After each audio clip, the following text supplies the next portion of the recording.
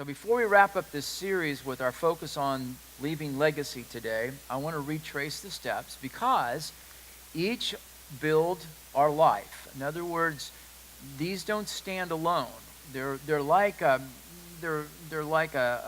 dovetail in that woodworkers make, where you have sections that are here that are missing, but they fit sections over here. When you bring them together, they form a joint, if you will. And that's what these steps are like. They join together and they build the steps for our life. And that life should make an impact on someone else's life. So we started with being born.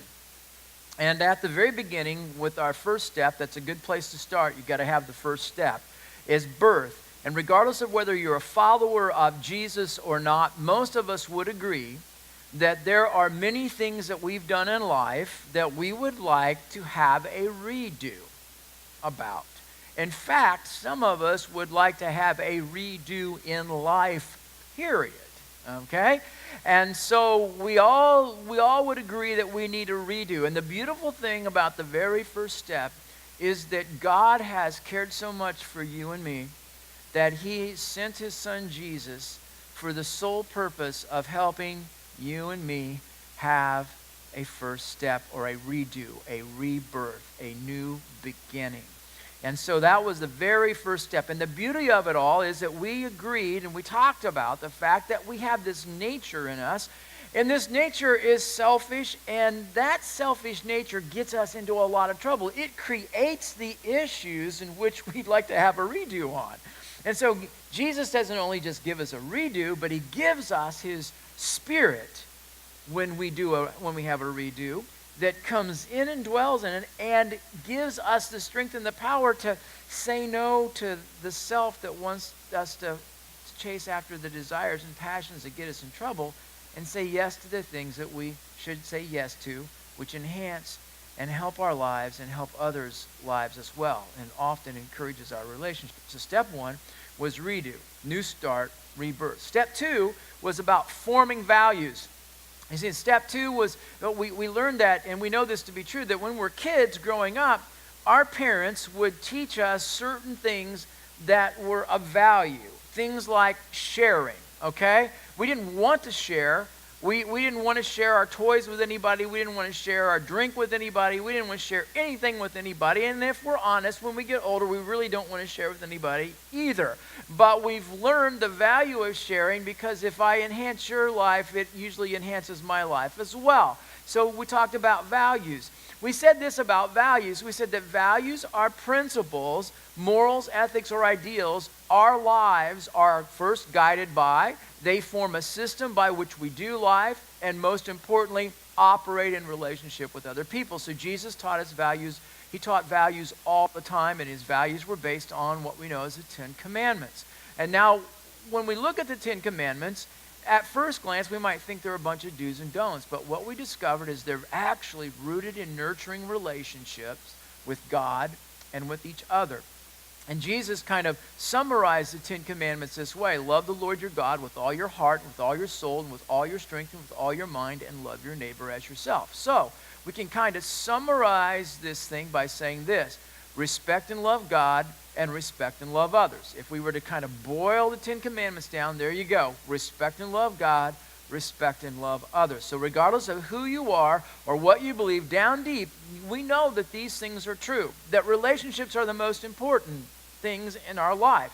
When we come to the end of life and all of those, in those situations of crisis, we don't ask for to see our car again. We don't ask to see clothes again. We don't ask to see our portfolio. We are concerned with relationships. Is my relationship with somebody else, my loved ones and my friends, are those relationships good? And is my relationship with God good? It's amazing how many people will ignore God their entire life, but when it gets down to it and they're facing death, all of a sudden they're going, you know what? I need to get some things straightened out with God. And so suddenly that becomes the issue, and they get their lives squared with God, and God is gracious and loves that when that happens. So respect and love God, respect and love others. The third thing that we talked about is aligning commitments. Aligning commitments.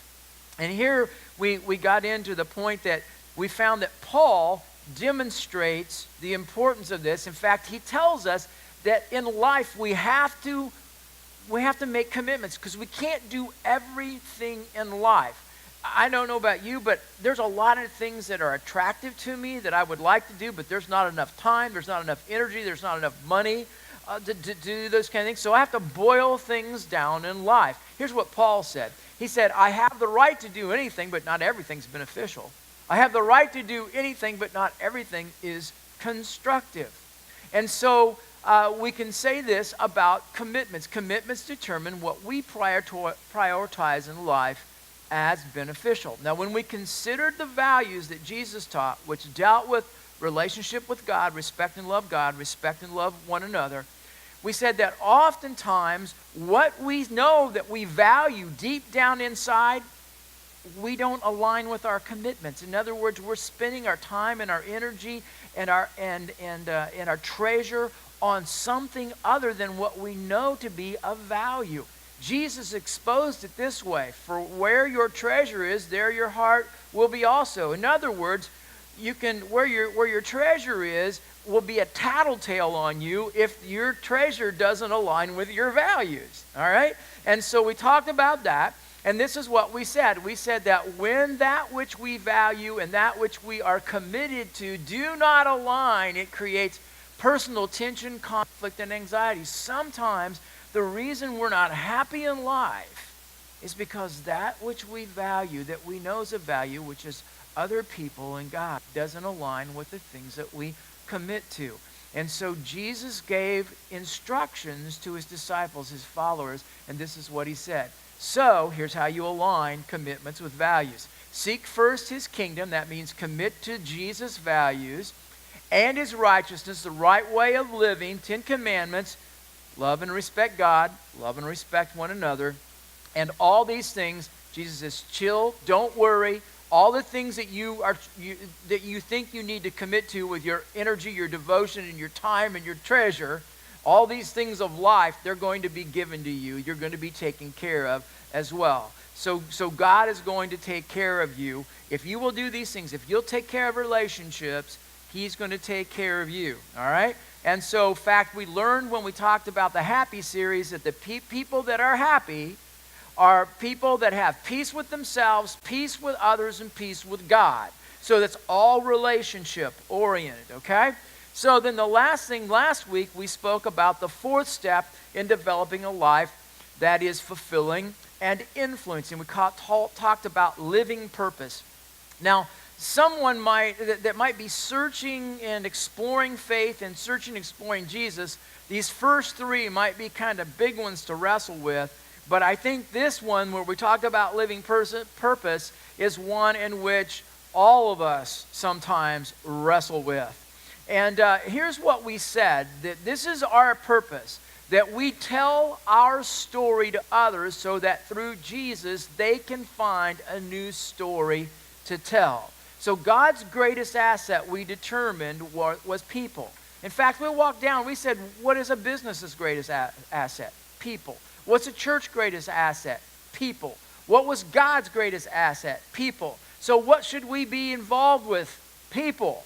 That's where it's at, okay? So, and it goes right back to the values of Jesus.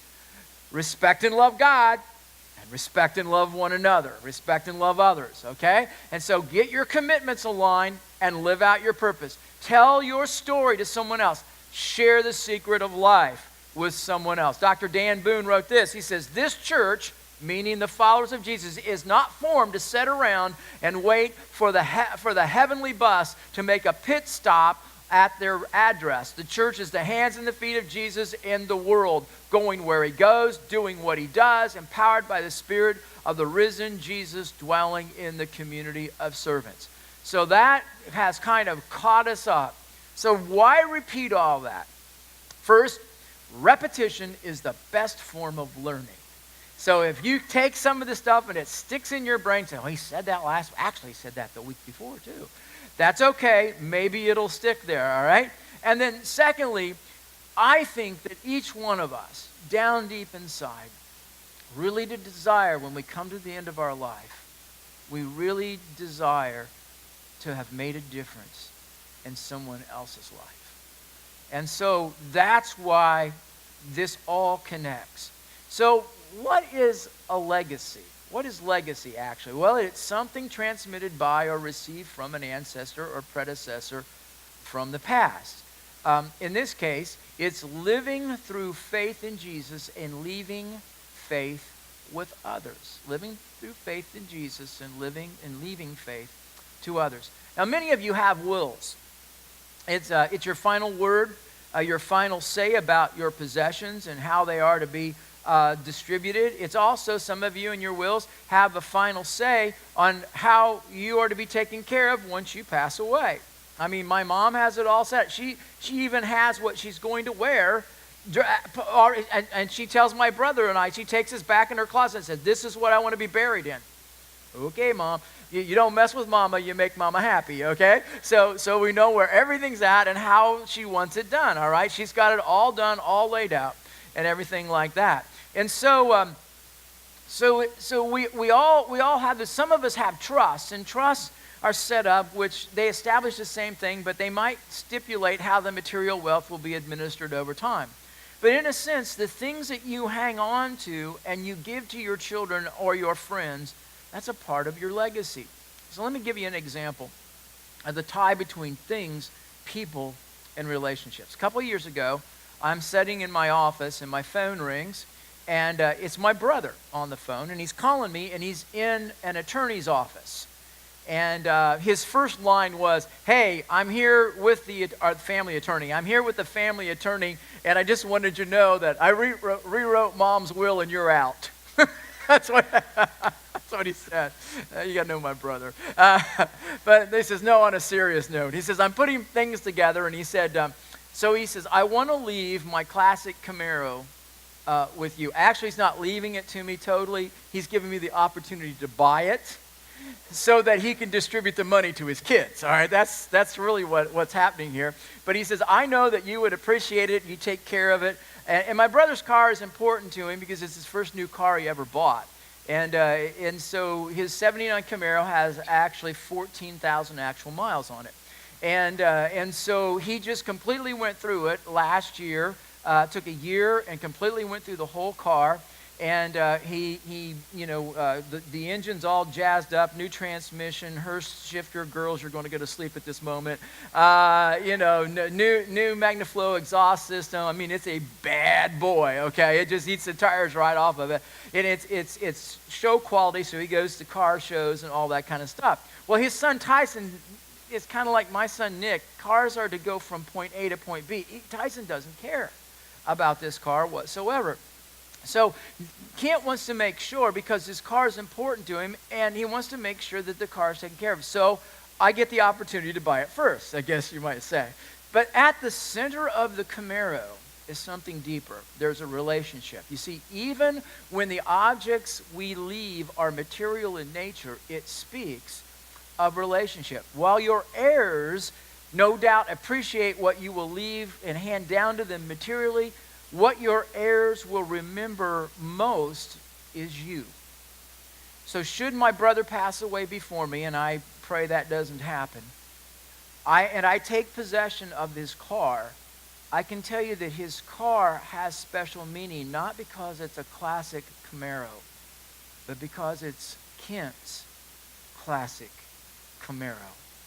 So the real value in the car for me is the man behind the Camaro, my brother, and our relationship. Now, Jesus loved his disciples. In fact, once when Jesus was teaching, someone in the crowd came up to him, and they said to him, Lord, your mother and your brothers want to see you.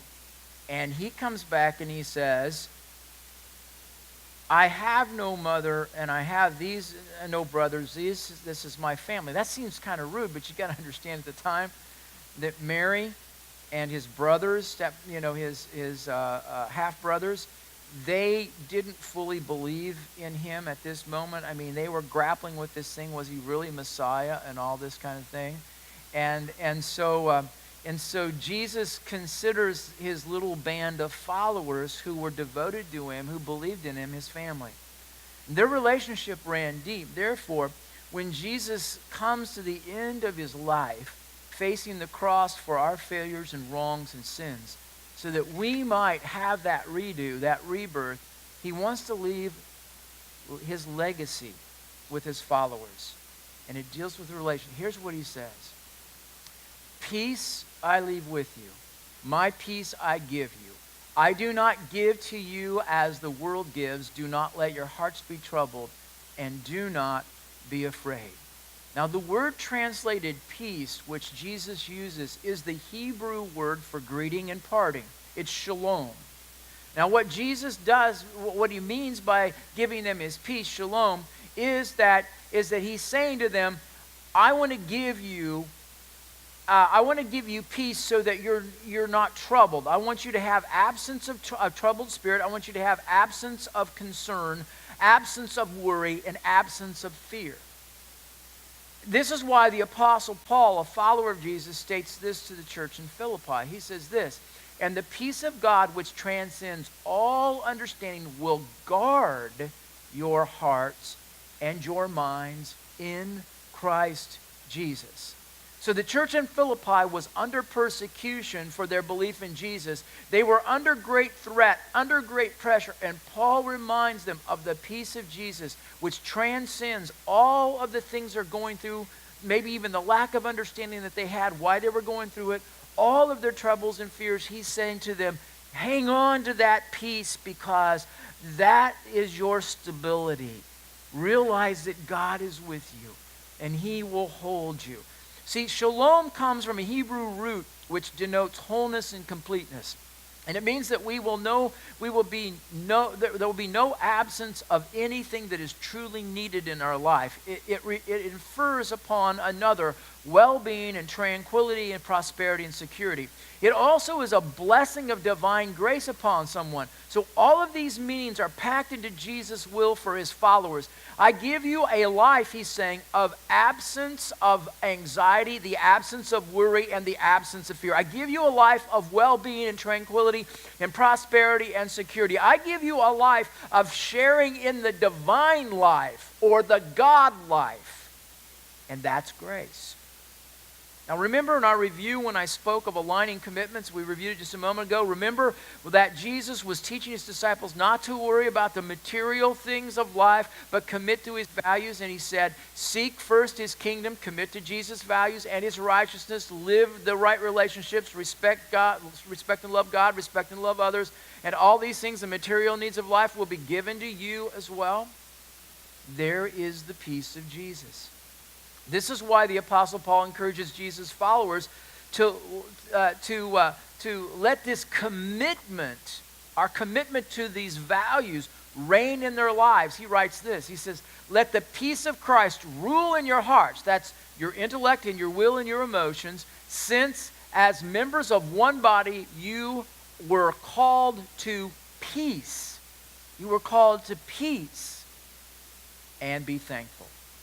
Now, Jesus doesn't just finish with just this legacy of peace. He also adds love.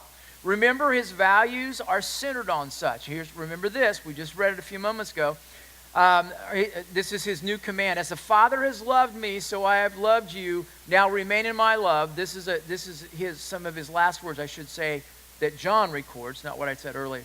As the Father has loved me, so I have loved you. Now remain in my love. If you keep my commands, you will remain in my love, just as I have kept my Father's commands and remain in his love. Now, as I quoted that passage in writing this sermon, I was thinking, you know what? That could strike someone a little bit funny, because Jesus says, if you keep my commands, you remain in my love. It sounds like if you don't do what I tell you to do, I won't love you anymore. But that's not what he's saying. That would contradict Jesus. Let me give you a couple examples, all right? First of all, John 3:16 and 17. Jesus is speaking to Nicodemus. For God so loved the world that he gave his one and only Son. For God did not send his Son into the world to condemn the world, but to save the world through him. And the Apostle Paul, also writing to the Romans, says this.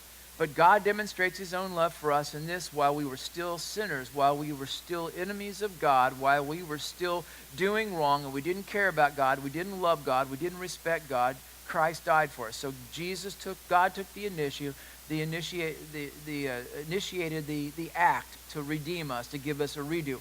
He loved us so much that he took the gamble that you and I would hopefully receive Jesus, and the gamble that there would be many that wouldn't. But it didn't matter. He still did it. This is how much he loves.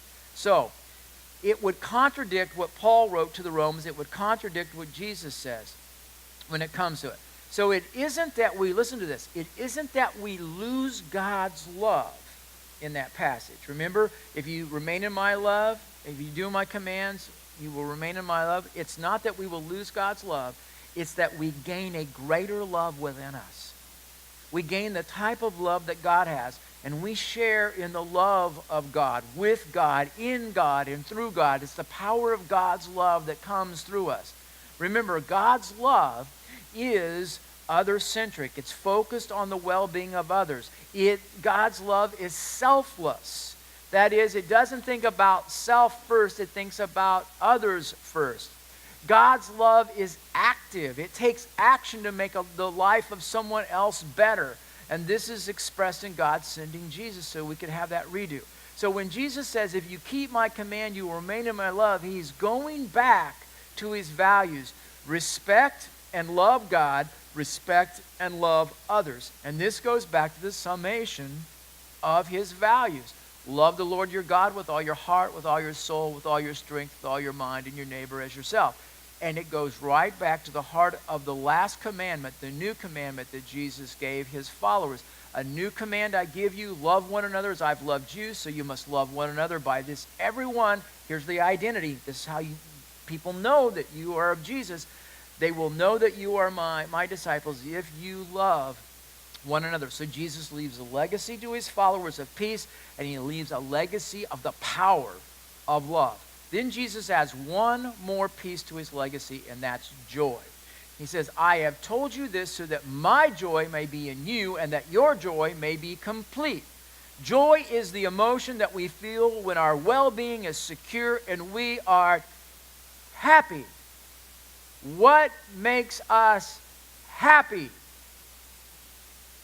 Who are happy people? What do happy people have? Peace with nothing. Yeah, that could be. If you don't have it, I mean, you might. If nothing makes you happy, I don't know. Peace with others. Never ask a question, Dan. Okay. Peace with yourself, peace with others, and peace with God, right? All right. That's what makes you happy, all right? Really, when it gets down to it, if you have those things, you're happy, right? And you're going to have joy. So joy is the emotion we feel when our well-being is secured and we are happy, when our relationships are right. And when Jesus spoke when I spoke about the values a couple weeks, I used as an example of him teaching his values the Sermon on the Mount. And it's interesting that he starts the Sermon on the Mount with what we call Beatitudes, and every one of them deals with an attitude that has a relationship to God and an attitude that has a relationship towards someone else. And then he goes through the entire sermon and he does practical application, and then he comes to the end and he basically says, if you build your life on these things, on these attitudes, he said, you will be solid and stable. But if you don't, you're going to build your house on sand, and when the storm comes, it's not going to hold together. But every one of those starts out blessed. Blessed means happy, because we're happy when we're in right relationship with people. We're happy when our commitments align with the values that Jesus teaches, which are relational. We're happy because Jesus came and gave us a redo, and we can have a relationship with God. That's what makes us happy. And so Jesus has told his disciples that the secret to life is a redo, being born, a new start. He's told them that the secret to life is forming values, his values, respect and love God, respect and love others. He's told them that the secret to life is aligning your commitments with those values. So, prioritizing your devotion, prioritizing your energy, prioritizing your time, prioritizing your treasure to these things which enhance and build and relationships. And then the last thing he says is living that purpose. That is, share your story. Tell people the difference that Jesus has made in your life. Show it by aligning your commitments with his values, and tell them why you're weird. Tell them why it is you're not selfish. You're the most unselfish person I've ever met. What's wrong with you? Well, let me tell you why I'm weird. Sharing that story so they can rewrite their story. These are the secrets to life. They bring happiness and fulfillment and joy. So what will you leave to those that you have known? What will you leave to your friends? What will you leave to your family? If you leave them the knowledge and the example that redos and new starts and rebirth can happen and change the course of their life through Jesus, if you leave them the experience that they are more important to you than any possession, any status, any career, and that your relationship with them and with God is more important to you than anything else in life, and it's because of Jesus. And if you leave them with a life committed to these higher values, and you have prioritized them in your life through your time, energy, devotion, treasure, a life committed to Jesus, and if you share Jesus with respect and in love and sincere care for another, because he has made all of the difference in the world to you, and the life you live testifies to this, then you will leave a legacy that is life-changing and eternal to those who are around you. Here's what I want you to see, and we close with this. It's not that you lived. It's how you lived that matters most. It's not that you lived, but it's how you lived that matters most. And Jesus puts it all together in these steps. Redo, values, commitments, purpose, legacy. Let's pray. Our God in heaven, we give you thanks, Lord, for these truths. It's interesting that none of them have to do with career, and none of them have to do with wealth, and none of them have to do with possessions. They all have to do with relationships. They all have to do with a right relationship with you and doing our best to have right relationships with others. They have to do with making an impact in others' lives by putting others ahead of ourselves. And if we think about the people in our life that has made the greatest impacts in our life, if we get right down to the nitty-gritty, we don't remember them for what they've done for us in terms of material things. We remember them the most by how they treated us and how they cared for us and how they were concerned for us and what they did to make our life better. And so this is what your purpose is all about, to redeem us, to make us better at life and making our life better. And then you have called us to do the same by sharing these same secrets with others. So as we go from this place today, let us remember the 5 steps. Redo, forming values, aligning commitments, living purpose, leaving legacy. If we do those 5 things, and we do them in Jesus, and we do them to the best of our ability by submitting ourselves to you and leaning on your strength and power and your love, we will make a difference in our families and with our friends and in our communities around us. And our memory will remain in the minds of people because they'll remember us for being a follower of Jesus. So in Jesus' name, I pray that we would be devoted to such steps. Amen. God bless you.